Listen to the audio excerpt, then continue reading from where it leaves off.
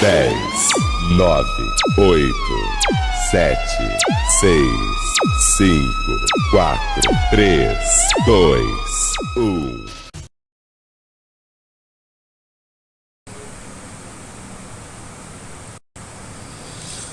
Olá, boa noite pessoal, estou de volta com mais um vídeo através do canal Social Cristão. Hoje é domingo, dia 23 de janeiro de 2022, o 23º dia da contagem regressiva. Faltam 337 dias para o homem da casa de vidro deixar o Palácio do Planalto. Dê o like ou dislike e se ainda não fez a inscrição no canal, faça agora e veja se o sininho está acionado e aperte em todas para receber notificações dos vídeos.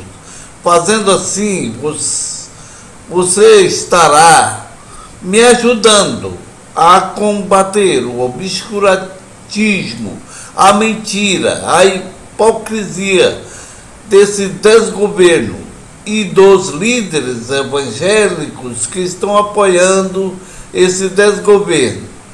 O assunto que trago hoje é: deputados articulam CPI contra Moro por contratos com Álvares e Marçal.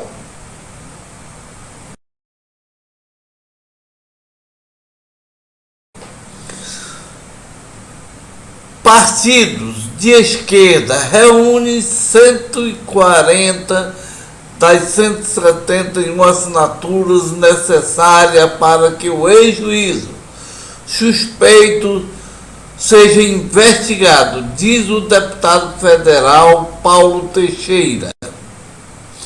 Quero trazer essa notícia e já fazer o meu comentário. E para isso, primeiro, quero trazer um contexto histórico sobre o assunto.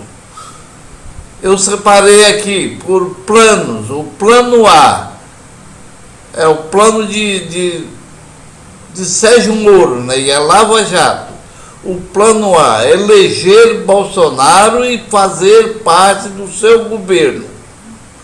A gente sabe que o ex-juiz condenado pelo STF por parcialidade nos processos contra o ex-presidente Lula para prendê-lo e tirá-lo das eleições de 2018 para que Jair Bolsonaro viesse a ganhar a eleição.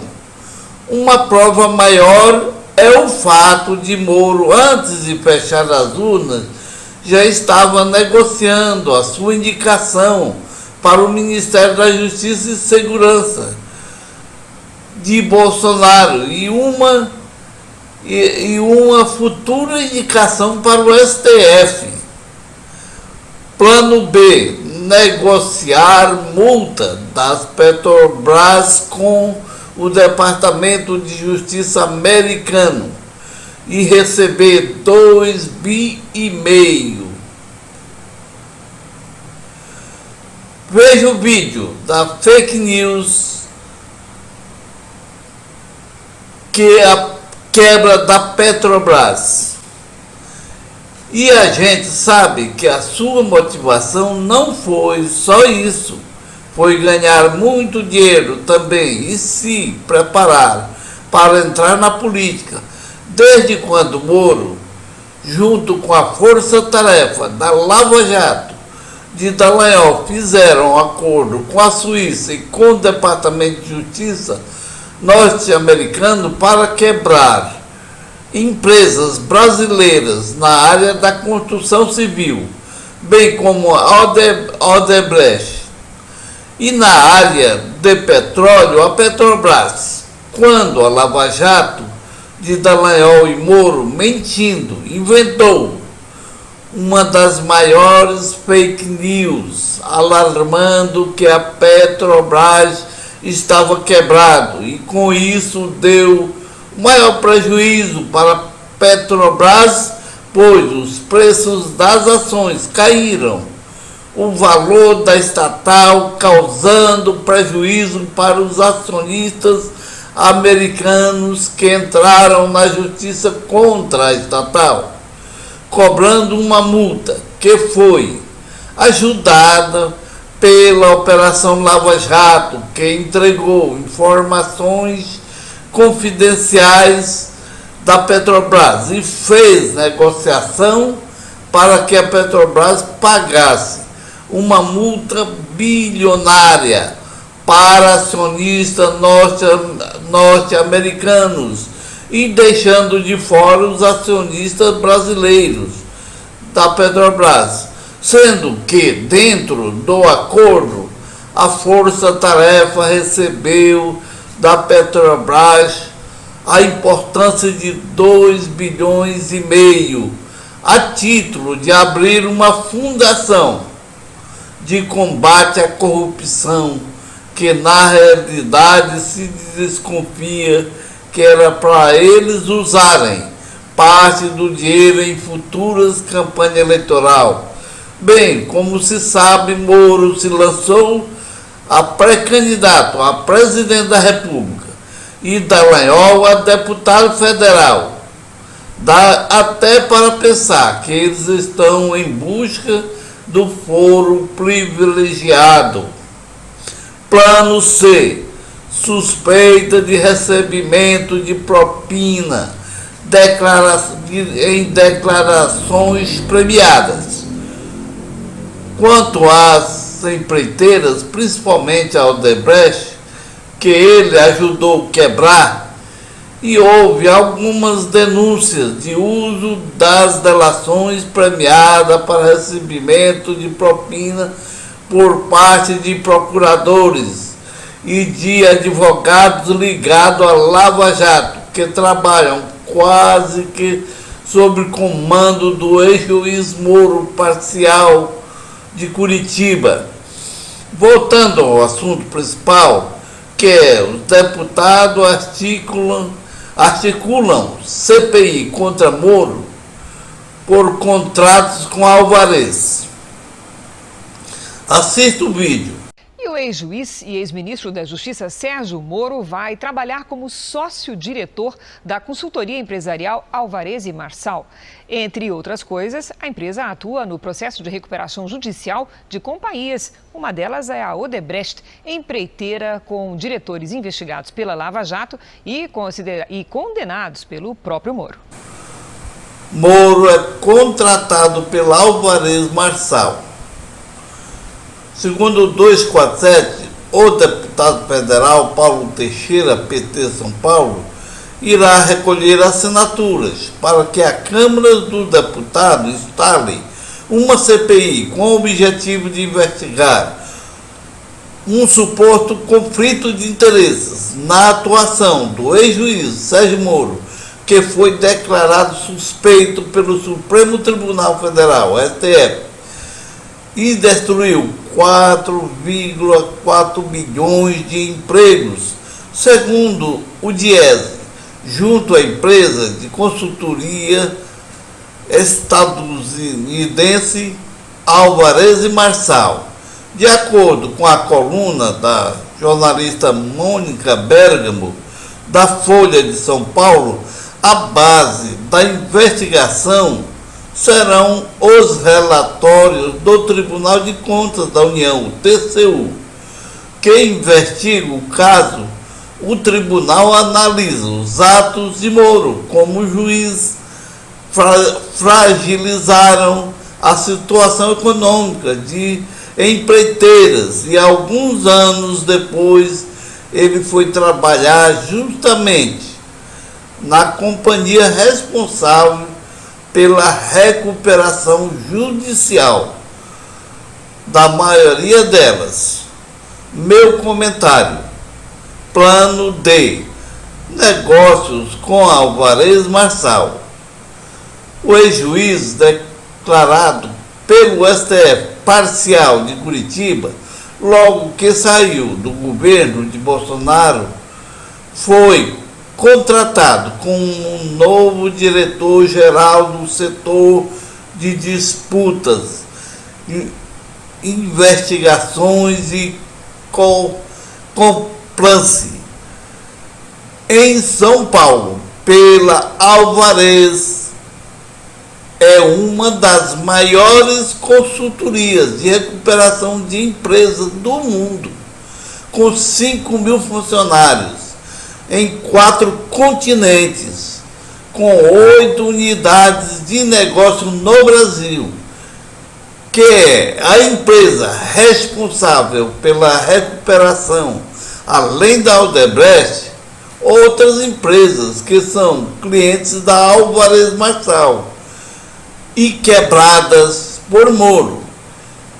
E Lava Jato são as construtoras OAS e Queiroz Galvão e a Sete Brasil e do setor de petróleo, que são empresas que Moro ajudou a quebrar. E já tem suspeita de que Moro tenha recebido propina pelos serviços prestados em quebrar as empresas.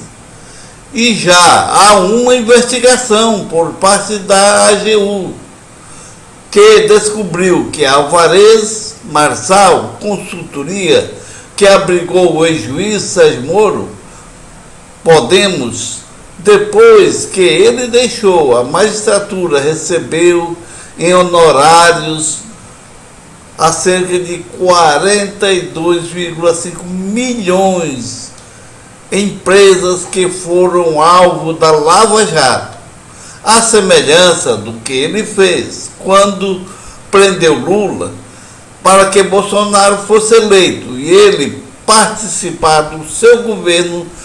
Sérgio Moro trabalhou para quebrar as empresas brasileiras. Agora, recentemente, foi contratado como sócio-diretor, ganhando milhões. Eu quero fazer aqui uma analogia e compará-lo com o juiz ladrão que está apitando o jogo e marcar um pênalti contra um dos times de futebol.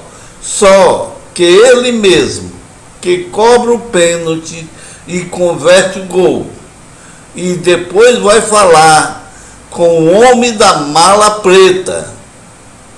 A CPI precisa da assinatura de 171 deputados para ser instalada. E Teixeira diz que somente os deputados de esquerda somariam mais de 140 apoios. As 30 assinaturas restantes teriam que ser discutidas com parlamentares de outras bases, que também veem o ex-juiz como um adversário em função de sua atuação política, quando estava à frente dos processos da Operação Lava Jato. Assista o vídeo que se refere à denúncia de Tacla Duran. Fazer contato com o advogado e professor de Direito da Universidade de Fortaleza, Marcelo Uchoa. Bom dia, Uchoa. Bom dia, Glauco. Bom dia a todos que nos assistem no Jornal Brasil Atual. Uchoa, a gente tem alguns temas aqui para tratar, mas primeiro eu queria que você falasse a respeito da possibilidade de retomada da delação do advogado Rodrigo Tacla Duran. A gente sabe aí que o Tacla Duran acusou o advogado Carlos Zuccolotto, amigo pessoal do então juiz Sérgio Moro, de ter recebido 5 milhões de dólares para ajudá-lo a obter vantagens no acordo de delação. À época ali a PGR alega que investigou, mas que acabou arquivando ali o caso. Como é que você vê essa retomada, Uchoa? Glauco, eu vejo assim com muita curiosidade, porque já faz um bom tempo que o Tacla Duran luta para ter o direito de fazer essa delação. E a Procuradoria da República, no tempo em que o ex-juiz Moro dava as cartas, né, relutou e inclusive arquivou essas investigações que resultariam eventualmente nessa delação. O que o Tacla Duran tenta dizer, e fala que demonstrará isso na delação, é que enquanto ele tinha um processo de estipulação de termos de delação sendo desenvolvido com a Procuradoria da República, né, o Zucoloto, que era amigo íntimo, né, do ex-juiz Moro, na época juiz da Lava Jato, ex-sócio da sua esposa, barganhou com ele valores, quer dizer, estava cobrando dinheiro para conseguir mais benefícios na delação, ou seja, ele demonstraria, através desta nova delação, dessa que ele tenta fazer e que agora a PGR diz que vai reabrir, mostrar que a Lava Jato ela era uma fábrica de dinheiro para algumas pessoas e era uma fábrica de malfeitos para a grande maioria da sociedade.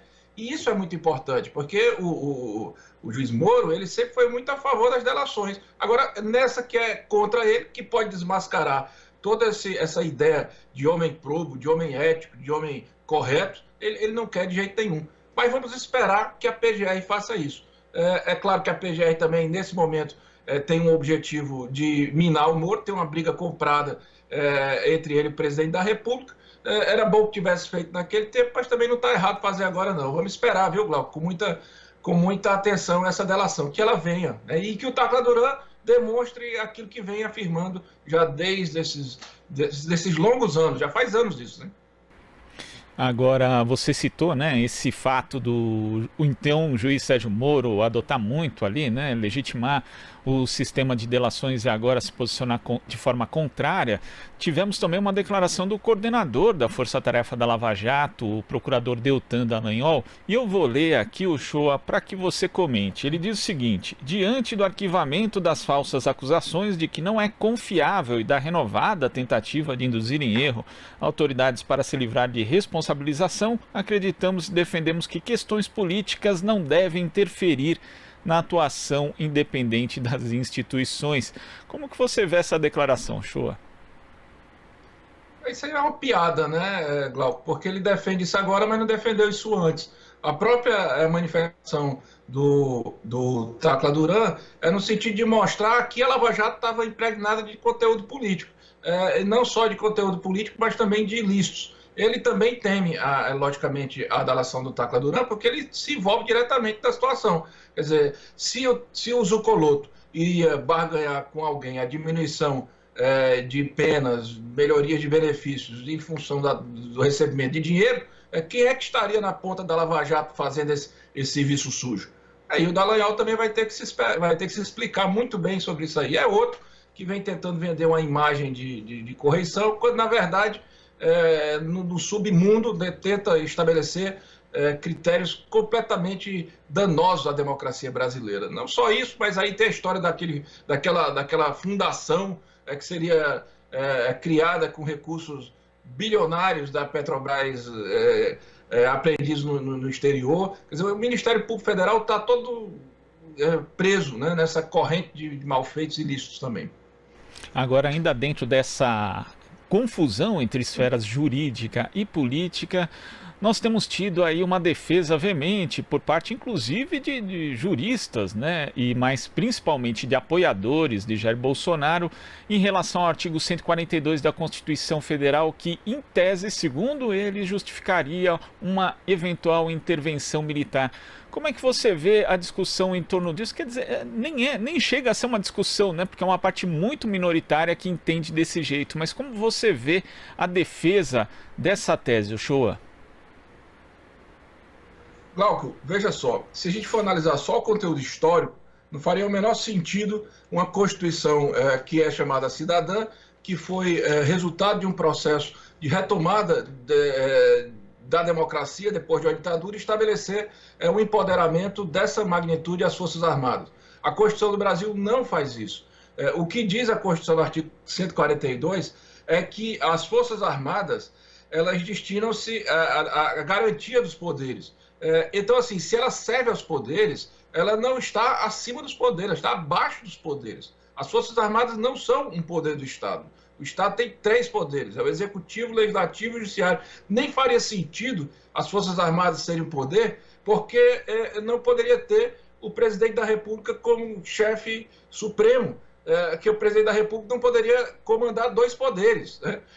Então, assim, nós não estamos mais na monarquia, nós estamos há 120 anos já num sistema republicano. O poder moderador foi extinto com a Constituição de 1891. Então, assim, esses argumentos são sofismas jurídicos que são levantados para tentar justificar o absurdo. A OAB já tem parecer com relação a isso, eu já vi declaração do Marco Aurélio, do ministro Gilmar Mendes. Então, isso assim, vamos deixar muito claramente, isso é ridículo. Agora, se alguém quer juridicamente justificar isso aí, que tenha dignidade, pelo menos, que é golpista.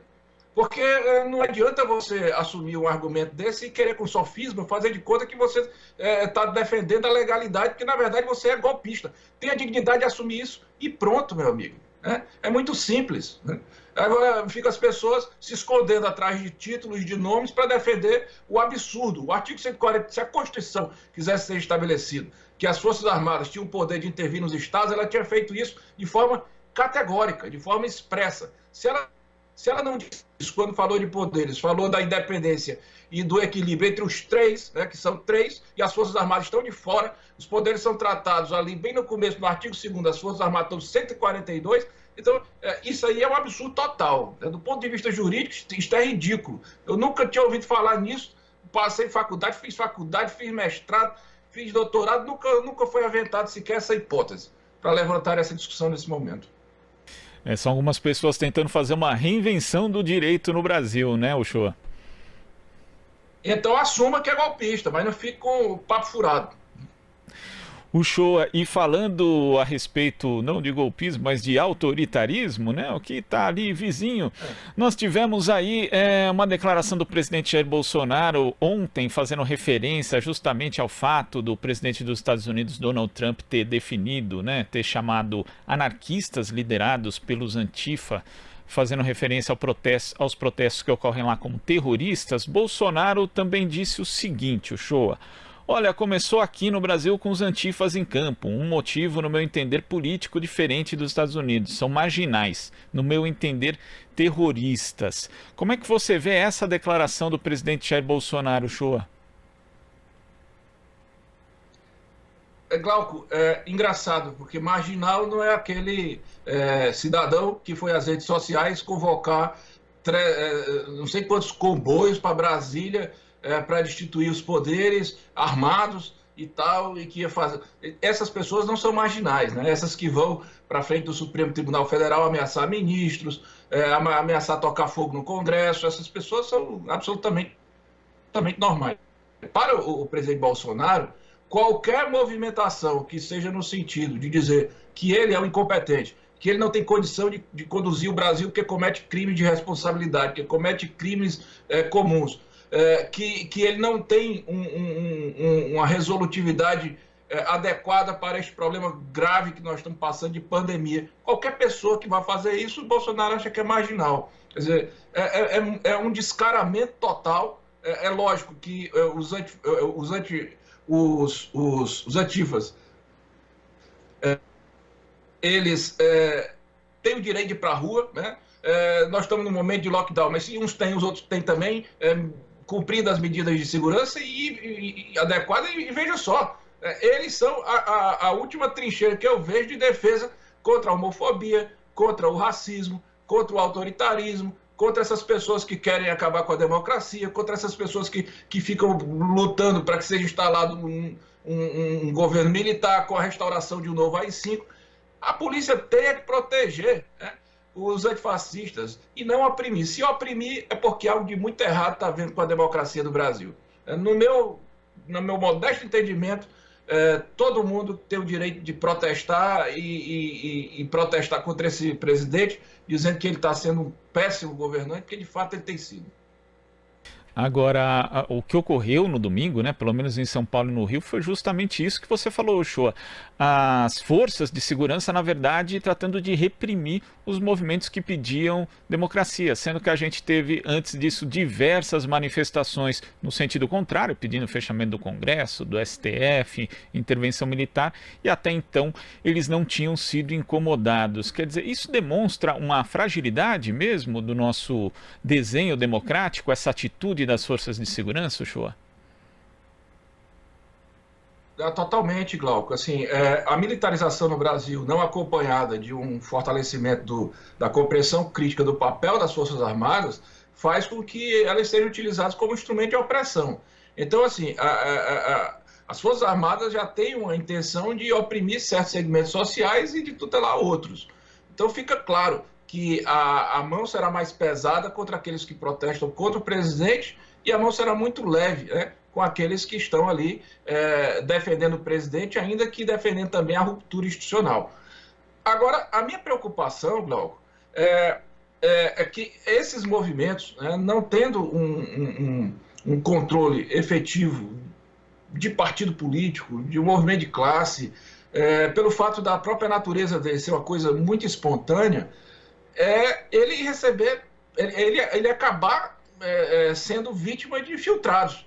Porque nós estamos aí com um governo que ele é todo montado à base de fake news. Eles não têm pudor, né? Não adianta a gente acreditar que essas pessoas têm um mínimo de moral, são assim minimamente éticas. Eles não são. Eles não pensam duas vezes antes de tentar manipular fato, antes de tentar criar uma situação inverídica. Então, assim, que infiltrados podem ir para buscar um acirramento e justificar, digamos assim, um peso maior na intervenção armada, essa é a minha preocupação. A gente tem que estar muito atento a isso, e os movimentos principalmente, porque os movimentos não estão buscando isso. Os movimentos só estão buscando uma porta de diálogo que o presidente fechou. Porque na hora que o presidente para de receber a imprensa, na hora que o presidente para de dialogar com a sociedade inteira, só dialoga com aquele núcleo irresponsável que está ali perto dele seguindo, você não tem outra maneira de buscar ser ouvido senão se expressar diretamente. E não só ele busca, né, às vezes se busca aí essa informação, essa situação fictícia, né, por meio de infiltrados, mas também posteriormente pela narrativa que corre ainda, infelizmente, nas redes sociais, principalmente no WhatsApp. A gente viu acontecer isso, por exemplo, nas eleições de 2018, quando o movimento Ele Não foi totalmente descaracterizado, com uma narrativa deturpada no WhatsApp, com uso de imagens falsas. Enfim, é preciso atentar para isso também, né, para a questão da narrativa que corre aí nas mídias sociais, Uchoa. Precisa, inclusive porque ele acostumou a utilizar, por exemplo, o nome do presidente dos Estados Unidos, Donald Trump, como um critério de legitimação dos seus argumentos, como se o fato do Trump apoiar determinadas condutas, isso fosse por si só uma coisa boa para a humanidade. Então ele diz assim, aqui são terroristas, lá nos Estados Unidos são, aqui também são. Lá eles reprimem, aqui nós vamos reprimir. Então assim, ele tem criado, junto a esse grupo que ele já detectou, porque esse serviço ele é feito profissionalmente e é suscetível a essa abordagem, que esse grupo se movimenta, né? E nesse momento em que ele está fragilizado, porque a popularidade está em baixa, agora é que ele vai tentar jogar mesmo, motivando esse séquito de delinquentes, porque isso aí é uma delinquência digital organizada, inclusive bancada com verbas públicas em certos casos, com uma participação de monopólios privados. É uma discussão gravíssima, supostamente por um gabinete de ódio dentro do Palácio do Planalto. Isso aí tem uma derivação para se refletir muito gravemente sobre o estado em que nós estamos com a nossa democracia imersa nesse momento. Sem dúvida, Uchoa. Muito obrigado pela sua participação aqui no Jornal Brasil Atual e até a próxima. Eu que agradeço, Glauco. Um abraço. Abraço. Conversamos aqui com o advogado, professor de Direito da Universidade de Fortaleza, integrante da Associação Brasileira de Juízes pela Democracia, ABJD Núcleo Ceará, Marcelo Uchoa. Você está ouvindo Jornal Brasil Atual. As notícias que os outros não dão. Meu comentário. Gente, eu concordo plenamente com os deputados que querem essa CPI para investigar o caso da Alvarez e Marçal, e que, já aproveitando o ensejo, já investigaria as denúncias do ex-advogado da Odebrecht, que já deu um depoimento e acusou a Lava Jato de corrupção e delações premiadas. Quero agradecer a todos que estão acompanhando o meu canal. Peço que me ajude compartilhando com os outros. E até o próximo vídeo.